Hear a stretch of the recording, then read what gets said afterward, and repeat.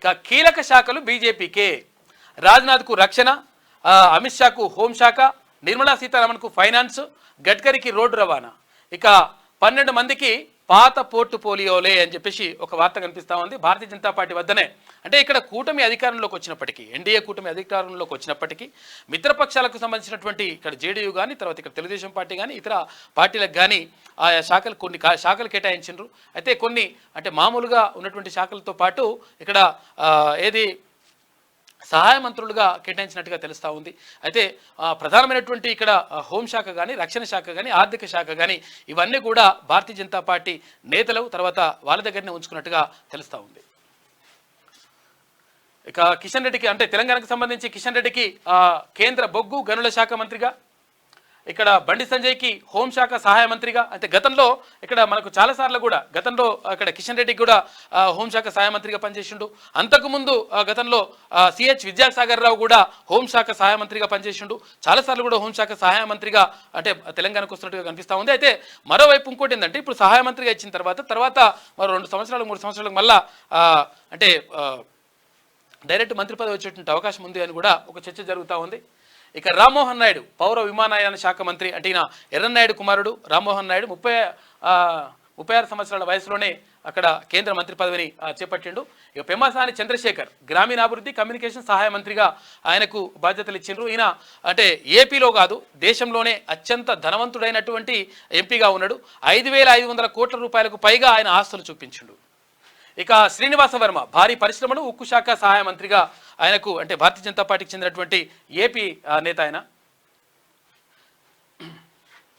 ఇక 71 మంది మంత్రులకు శాఖలను కేటాయించిన మోడీ, మిత్రపక్షాలకు బ్యాలెన్సింగ్గా పోర్టుఫోలియోలు. ఇక 30 మంది కేబినెట్, 5 ఇండిపెండెంట్, 36 మంది సహాయ మంత్రులు. నడ్డాకు హెల్త్, శివరాజుకు వ్యవసాయం, ఖట్టర్కు విద్యుత్ శాఖలు కేటాయించింది. ఇక రైల్వే I&B అశ్విని వైష్ణవ్కు, విద్యాశాఖ ధర్మేంద్ర ప్రధాన్కు, పార్లమెంట్ వ్యవహారాల శాఖ కిరణ్ రిజిజుకు అప్పగించినట్టుగా తెలుస్తూ ఉంది. మొత్తం మీద 72 మంది మంత్రులకు శాఖలు కేటాయించిండ్రు ఇక్కడ మోడీ. కేంద్రంలో కొలువు తీరిన ఎన్డీఏ సంకీర్ణ సర్కార్లో మంత్రులకు శాఖలు ఖరారయ్యాయి. కీలక పోర్టుఫోలియోలు బీజేపీకే దక్కాయి. అయితే మిత్రపక్షాలైన తెలుగుదేశం పార్టీ, అటు జేడీయూ, తర్వాత ఎల్జేపీ, జేడీఎస్, శివసేన అంటే షిండేకు సంబంధించింది ఆ పార్టీలకు బ్యాలెన్సింగ్గా వివిధ శాఖలను మోడీ కేటాయించారు. రాజ్నాథ్ సింగ్, అమిత్ షా, నిర్మలా సీతారామన్, జయశంకర్, నితిన్ గడ్కరీ, ఇక పీయూష్ గోయల్ సహా మొత్తం 12 మందికి గత సర్కార్లో నిర్వర్తించిన శాఖలే మళ్ళీ అప్పగించారు. ఇక రాజ్నాథ్కు రక్షణ శాఖ, అమిత్ షాకు హోంశాఖ, నిర్మలా సీతారామన్కు ఆర్థిక శాఖను తిరిగి కేటాయించారు. ఆదివారం ప్రధానిగా నరేంద్ర మోడీతో పాటు 71 మంది మంత్రులుగా ప్రమాణం చేసిన విషయం తెలిసిందే.